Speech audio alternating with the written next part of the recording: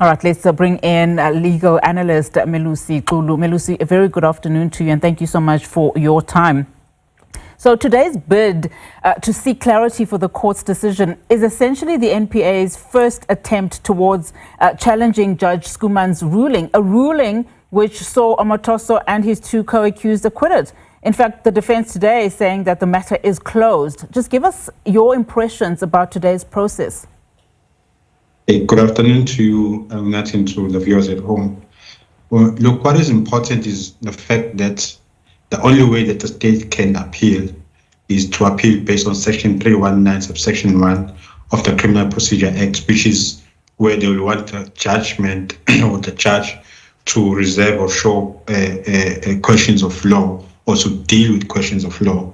But before they do that, what they wanted to do today was to clarify facts which were used to find Omotoso and his co-accused not guilty. So they want that inquiry, and then they need those the factual findings leading to the acquittal to be stated by the court.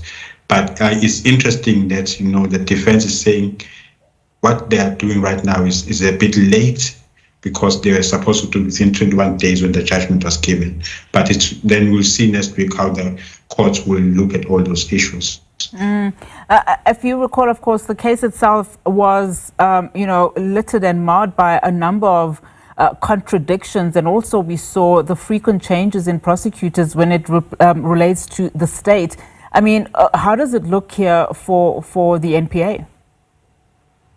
Okay, look, for the NPA, I suppose maybe the issue is when it comes to high-profile cases, the optics are not looking as good. Not to say that they are not doing their job. There are cases which are not high-profile, not reported, where they are doing great. However, let's stick to this case. If you look at this case, Unati, they had about 5 prosecutors handling the same case. At least 2 prosecutors. But once you have 5, that the strategy of how the case will go can be a problem. But what is more important is that when they were supposed to cross-examine, I believe there were 2 prosecutors involved, but they only used about 2 or 3 hours of the 9 days that they had to cross-examine the accused, Omotoso, and his 2 co-accused. So the judge had a problem with that, because no matter how strong you think your case is as a prosecutor, you can't wait for the judge to do your job. You have to do the best of your ability to show that you've cross-examined, because the importance of cross-examining, just to explain for the viewer, is this: the state, when the witness or the accused is on the box, they need to show that his evidence, his testimony is not to be trusted and is not credible. But when you don't do that to the best of your ability, the judge can't come and say he will convict or she will convict if the judge feels that you've not done your utmost job. That's why the judge, or Judge Schoeman, was very critical of the NPA. But let's see what will happen, because here's what is very important that I must clarify again. This is not an opportunity to change the strategy for NPA. This is not an opportunity to give more information or different evidence. So they will be basing it based on what was done. And now the question is, did they do a good enough job?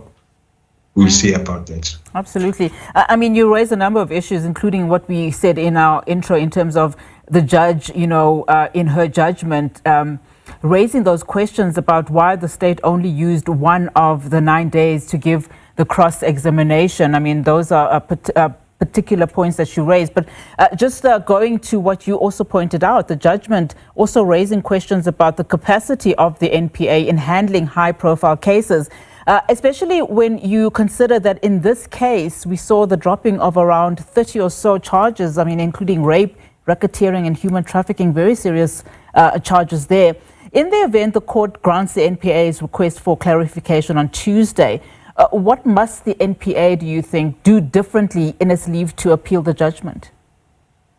I think when they have clarification on facts, they will be now in a position to raise the issues that they want to raise, which are based on questions of law, because that's the only option they have when they are appealing. So the facts that they are requiring will be giving them more information and clarity why the judgment went the way it went. So we will see how when the judgment, if it's allowed next week, they will then use that to be able to appeal and to be able to fight for the fact that, he was not supposed to be acquitted.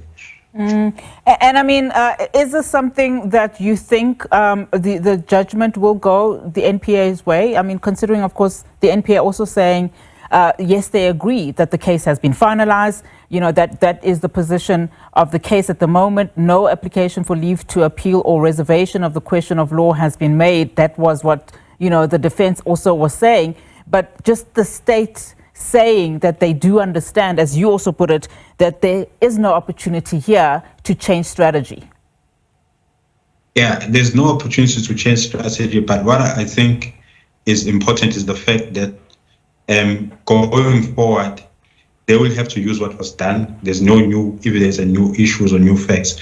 But when the judgment was given, if you remember, Unati, even the NPA itself, they did have an issue with how their team handled it. So there was that internal inquiry or criticism rather, and I remember the issues that they might even have a disciplinary issue or inquiry based on the people or the prosecutors who handled the matter. I don't know how far that went, but there was a letter that was written by the NPA to that effect. So even the NPA knows that the case was not done properly. Then the question that one will have, a rhetorical question, will be, then why are they appealing, even if they believe that they did not do the right job in terms of the internal strategy and so forth. But in any case, maybe the facts that they want or the inquiry they're making on facts might assist them to make their appeal a little bit stronger. But the issue is not just whether the judgment was done properly, but the main issue is, did the NPA do its job in a proper way to be able to get a conviction? All right. Thank you so much, Melusi, for that analysis. Legal analyst Melusi Xulu there for us.